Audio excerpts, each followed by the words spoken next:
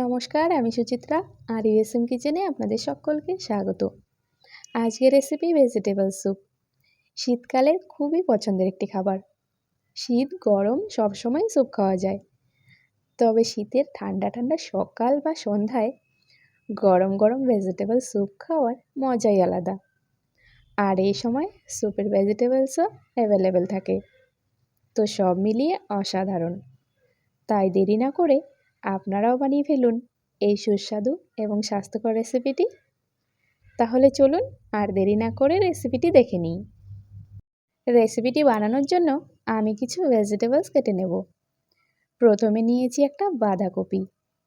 না, পুরোটা লাগবে না, এখান থেকে প্রয়োজন অনুযায়ী সামান্য একটু কেটে নেব। তারপর একটা ছুরির সাহায্যে একদম কুচি কুচি করে কেটে নিচ্ছি। আপনারা চপার দিয়েও কেটে নিতে পারেন।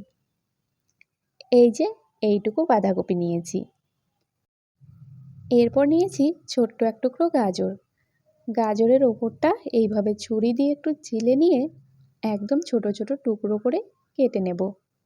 দেখুন, আমি এরকম একদম ছোট ছোট করে কেটে নিয়েছি। তারপর নিয়েছি দুটো স্প্রিং অনিয়ন। এটাও একদম কুচি কুচি করে কেটে নেব। আপনাদের কাছে যদি স্প্রিং অনিয়ন না থাকে তাহলে ঘরের রান্নার পেঁয়াজ সেটাও নিয়ে নিতে পারেন। আর নিয়েছি 2 থেকে 3টে বিনস। বিনসগুলোকে আমি এভাবে ছোট ছোট করে একটু কোণাচে করে কেটে নিচ্ছি। আপনারা ছোট ছোট করে এমনি গোল গোল করেও কেটে নিতে পারেন। তো বিনসটাও কাটা হয়ে গেছে। আর নিয়েছি একটা মিডিয়াম সাইজের টমেটো। টমেটোটা আমার পুরোটা লাগবে না, আমি এখান থেকে অর্ধেকটা টমেটো নিয়ে নিচ্ছি। আর এই অর্ধেকটা টমেটোকে একদম কুচি কুচি করে কেটে নেব। তো আমার ভেজিটেবলস মোটামুটি কাটা হয়ে গেছে। আর এর সঙ্গে একটা কাঁচা লঙ্কাও আমি এইভাবে কুচি করে কেটে নেব। এরপর যা কিছু লাগবে চলুন স্যুপটা বানাতে বানাতে আমি আপনাদেরকে দেখিয়ে দিচ্ছি। আর আপনারা নিজের পছন্দ মতো এইগুলোর সঙ্গে আরও কোনো ভেজিটেবলস অ্যাড করতে পারেন, আবার এখান থেকে কিছু বাদও দিতে পারেন। তো আমি এগুলোকে কেটে আবার ভালো করে ধুয়ে সাজিয়ে নিয়েছি। এবার চলুন স্যুপটা বানানো দেখিয়ে নিই। তো প্রথমেই আমি একটা প্যান বসিয়ে দিয়েছি। তারপরে দিলাম খুবই সামান্য তেল। আমি 1 চামচেরও কম তেল দিয়েছি। আর সাদা তেল দিয়েছি। আপনারা কিন্তু সাদা তেলের পরিবর্তে ঘি বা বাটারও ইউজ করতে পারেন। আর তেলটা গরম হয়ে গেলে দিয়ে দিচ্ছি 1/2 টেবিল চামচ রসুন কুচি আর 1/2 টেবিল চামচ আদা কুচি। আদা রসুনটা হালকা একটু নাড়াচাড়া করে ভেজে নেব, যাতে কাঁচা গন্ধটা চলে যায়। তো আদা রসুনের কাঁচা গন্ধটা চলে গেলে আমি এখন এক এক করে ভেজিটেবলসগুলো দিয়ে দেব। প্রথমেই আমি দিয়ে দিলাম গাজর আর সেই সঙ্গে বিনসটাও দিয়ে দিচ্ছি।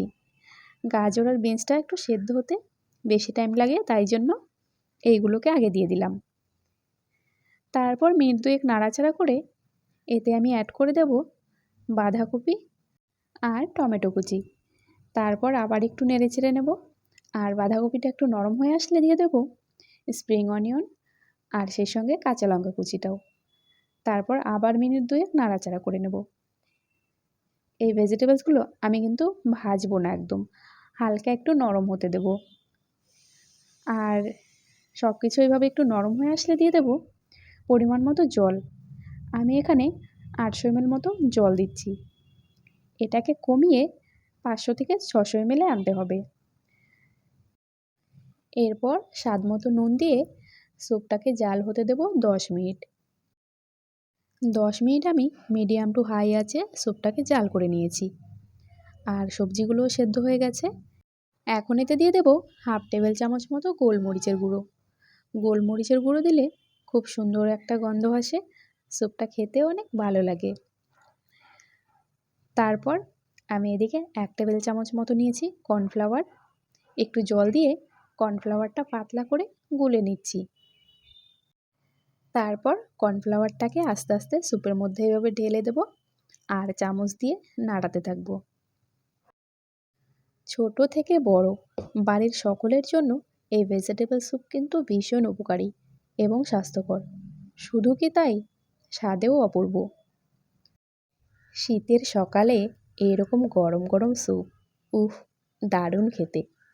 আর সন্ধ্যাবেলাতেও রোজ তেলে ভাজা না খেয়ে এরকম এক বাটি স্যুপ বানিয়ে খান, পেটও ভরবে, মনও ভরবে।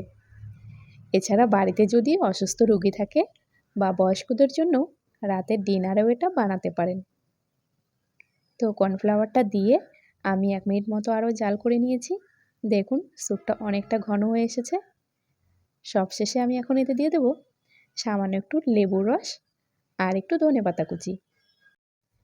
লেবুর রস আর ধনেপাতাটা দিয়ে চামচের সাহায্যে এইভাবে একটু মিশিয়ে গ্যাসটা অফ করে নামিয়ে নিলেই আমার ভেজিটেবল স্যুপ একদম রেডি। এবার একটা বাটিতে নিয়ে চামচে তুলে গরম গরম ফু দিয়ে দিয়ে খান, মজাই আলাদা। তো রেসিপিটি আপনাদের কেমন লাগলো কমেন্টে জানাতে ভুলবেন না। ভালো লাগলে ভিডিওটিতে একটি লাইক করবেন, শেয়ার করবেন আর অতি অবশ্যই চ্যানেলটিকে সাবস্ক্রাইব করে রাখবেন পরবর্তী নতুন রেসিপির জন্য। ভিডিওটি শেষ পর্যন্ত দেখার জন্য অসংখ্য ধন্যবাদ। সবাই ভালো থাকবেন, সুস্থ থাকবেন। টাটা।